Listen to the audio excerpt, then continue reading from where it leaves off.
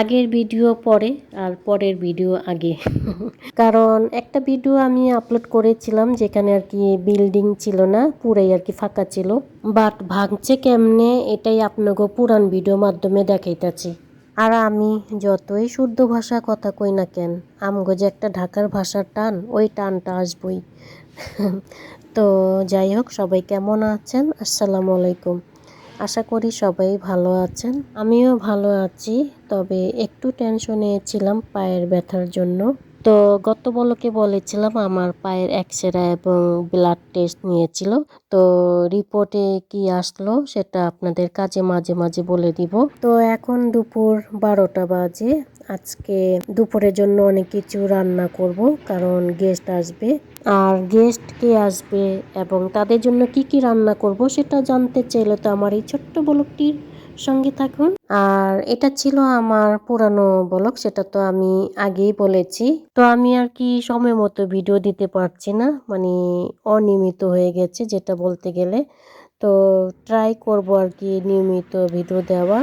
আর কি করব, ভিডিও দিয়ে ভিউসই নাই, ভিউস বাড়ছে না, দিন দিন ভিউস কমে যাচ্ছে।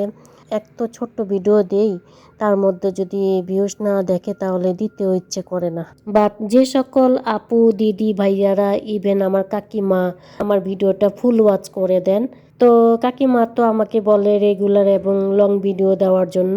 তো ওই কাকিমার ঘরে এখনো যারা যাননি, আপনারা নিঃসন্দেহ যেতে পারেন। তো কাকিমা যারই ভিডিও দেখেন ফুল ওয়াচ করেন।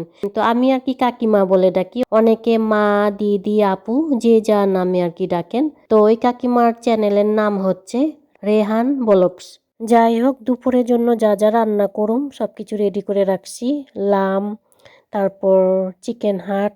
তো চিকেন হাট অলরেডি রান্না শুরু করে দিলাম। তো এখন আর কি খাসির মাংস রান্না করব।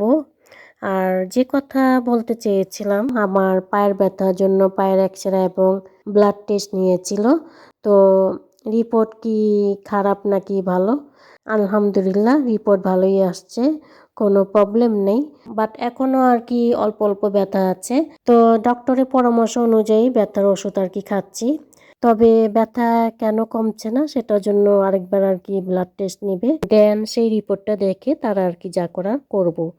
যাই হোক, গেস্টের জন্য যে শুধু চিকেন হাট আর লাম রান্না করতেছি তা না, সেই সাথে আরো কয়েক আইটেমের রান্না ছিল।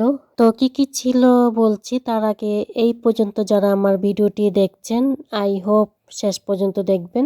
যদি আমার এই ভিডিওটি আপনাদের কাছে কোনো অংশ ভালো লেগে থাকে তাহলে প্লিজ সাবস্ক্রাইব করে আমার পাশে থাকবেন। আর যারা সাবস্ক্রাইব করে অলওয়েজ আমার পাশে আছেন, আমাকে এই পর্যন্ত এগিয়ে নিয়ে গেছেন, আপনাদের সবার জন্য অনেক অনেক অনেক দোয়া এবং ভালোবাসা।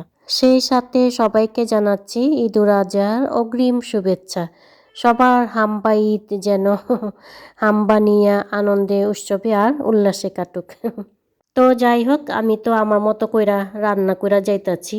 আর রান্না এটা তো সবাই কম বেশি পারেন, যে যার রুচি অনুযায়ী মশলা দিয়া রান্না করে থাকেন। আর জাগর লেগা রান্না করতেছি তাকে কথাই কইতে ভুলে গেছি। তো আপনারা যারা আমার রেগুলার ভিডিও দেখে থাকেন, তারা তো কম বেশি সবাই দেখেছেন এক ভাবি আসছিল। তো ওই ভাবি সহ আরেক ভাবি আর কি আসবো। তো এরই ফাঁকে মশলাটাকে ভালোভাবে কষাইয়া মাংসটা ছেড়ে দিলাম, এবং মাংস মশলার সাথে ভালোভাবে কষাইয়া রান্না করা যাবো, কারণ লামে তো একটা গন্ধ থাকে। যত ভালো মতন কষানো যায় ততই আর কি গন্ধটা দূর হইব। তো দিয়া দিলাম আর কি জল পরিমাণ পানি, আমি আবার ফুটন্ত গরম পানি দিই, এতে করে কারিটা খাইতে অনেক মজা লাগে। আর আমার ঢাকার অঞ্চলের কথা অনেক আপু দিদি এবং কাকিমাও পছন্দ করেন।